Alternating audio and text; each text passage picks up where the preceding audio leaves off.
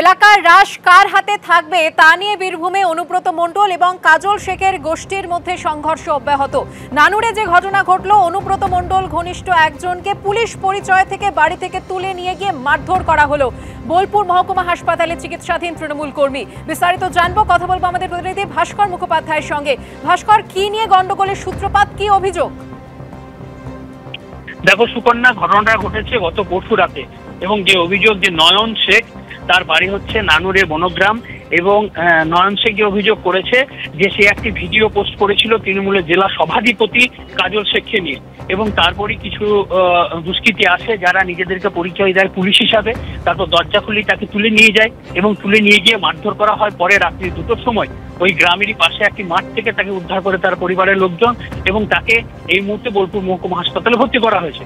অন্যদিকে গতকাল রাতে ওই কাজল শেখ ঘনিষ্ঠ কঙ্কালীতলা পঞ্চায়েতের যিনি কনভেনার, সে আলেপ শেখের বাড়িতে হামলা হয়েছে, এবং যেটা অভিযোগ যে আলেপ শেখের বাড়ি লক্ষ্য করে একটি বোমা ছোড়া হয়, এবং সেই বোমা থেকে আহত না হলেও আতঙ্ক ছড়িয়েছে। কারণ আলেপ শেখ যেটা অভিযোগ করেছে তিনি ছিলেন না, তিনি বনডাঙ্গার যে তৃণমূল পার্টি অফিস, সেই পার্টি অফিসে ছিলেন। তারপর যখন বাড়ি ফিরছিলেন তখন তিনি খবর পান যে তার বাড়িতে বোমাবাজি হয়েছে, এবং তিনি এসে দেখেন তখন তার বাড়িতে চারিদিকে ধোঁয়ায় ভর্তি হয়ে গেছে, মানুষ ছোটাছুটি করছে, আতঙ্কে রয়েছে, এবং তিনি বলতে পারেননি কারা এই বোমা মেরেছে, কিন্তু তিনি জানাচ্ছেন যে পুলিশ তদন্ত করে দুষ্কৃতীদের বিরুদ্ধে ব্যবস্থা নিই।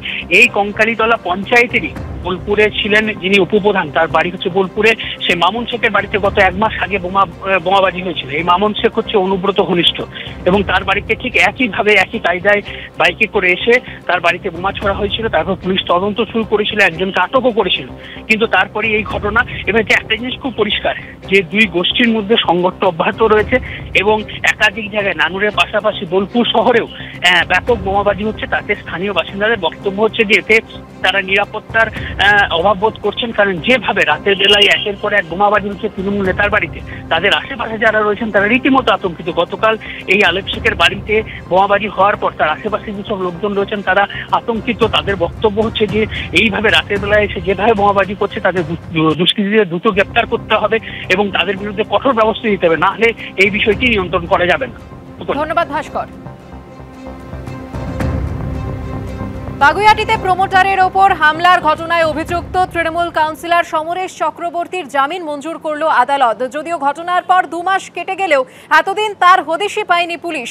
আদালতে আত্মসমর্পণ করে জামিন পেলেন তিনি, তবে এখনই এলাকায় ঢুকতে পারবেন না।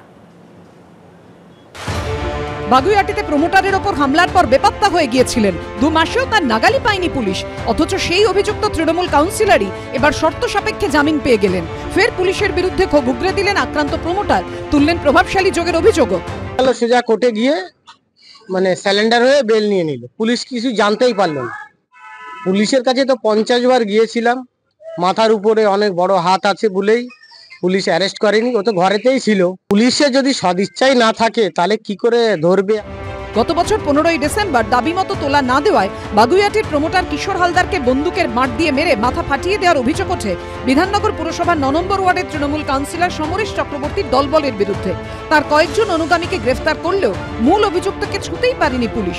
আলিপুরদুয়ারের চিলাপাতা জঙ্গল থেকে দীঘার একাধিক হোটেলে হানা দিলেও হদিশ মেলেনি সমরেশের। ঘটনার জলগড়ায় আদালত পর্যন্ত।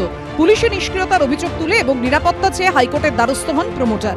কলকাতা হাইকোর্টের বিচারপতি তীর্থঙ্কর ঘোষ বলেন, সত্য উদ্ঘাটনের জন্য যেভাবে তদন্ত করা দরকার সেভাবেই এগোতে হবে পুলিশকে। যে ব্যক্তিদের বিরুদ্ধে অভিযোগ করা হয়েছে তাদের প্রত্যেকের ভূমিকা খতিয়ে দেখতে হবে পুলিশকে। কিন্তু হাইকোর্টের কড়া পর্যবেক্ষণের পরও তৃণমূল কাউন্সিলরকে গ্রেফতার করতে পারেনি পুলিশ। উল্টে এতদিন আড়ালে থাকার পর আদালতে গিয়ে আত্মসমর্পণ করে জামিনের আবেদন করেন তিনি। শনিবার শর্ত সাপেক্ষে সমরেশ চক্রবর্তী সহ 4 জনের জামিনের আবেদন মঞ্জুর করে বারাসত আদালত। প্রশ্ন হচ্ছে যে এর সঙ্গে যে কনাইবেশ 3 জন আসামি ছিল এই কেস কানেকশনে, তারা দীর্ঘদিন জেলে ছিল, জেল কাস্টোডিতে ছিল, এবং তারা 413(9) করে এবং পরবর্তীকালে বেল পায়। সেটাকেই হয়তো কনাইবেশ থেকে বেলটা পেয়েছে। 413 নেওয়া হলো, উনি সারেন্ডার করলেন, করতেই পারেন, ওনার ওটা ফান্ডামেন্টাল রাইটস, কিন্তু এটা আমার কাছে একটু অনুভবে লাগছে। একজন কাউন্সিলরকে এতদিন ধরে পুলিশ কেন খুঁজে বার করতে পারল না? বেপাত্তা হয়ে যাওয়া অভিযুক্ত আদালতে গিয়ে আত্মসমর্পণ করে জামিনের আবেদন করলেন, অথচ পুলিশ কিছুই জানতে পারল না। কাউন্সিলরের বক্তব্য ছিল অত্যন্ত পরিষ্কার যে আমি এই ওয়ার্ডের কাউন্সিলর, পাশের ওয়ার্ডের কোনো একজন নেতা সে যদি টাকা পেতে পারে, আমার ন্যায্য পাওনা আমি পাবো না কেন? সেই জন্য সে কাউন্সিলরকে মারধর করেছে। আর তৃণমূলের তো 75-25-এর এস্টাবলিশড থিওরি আছে, তো সেটাই সে রক্ষা করতে চেয়েছিল। তো স্বাভাবিকভাবেই সেখানে পিপির ভূমিকা, পুলিশের ভূমিকা কী হবে মানুষের জানা।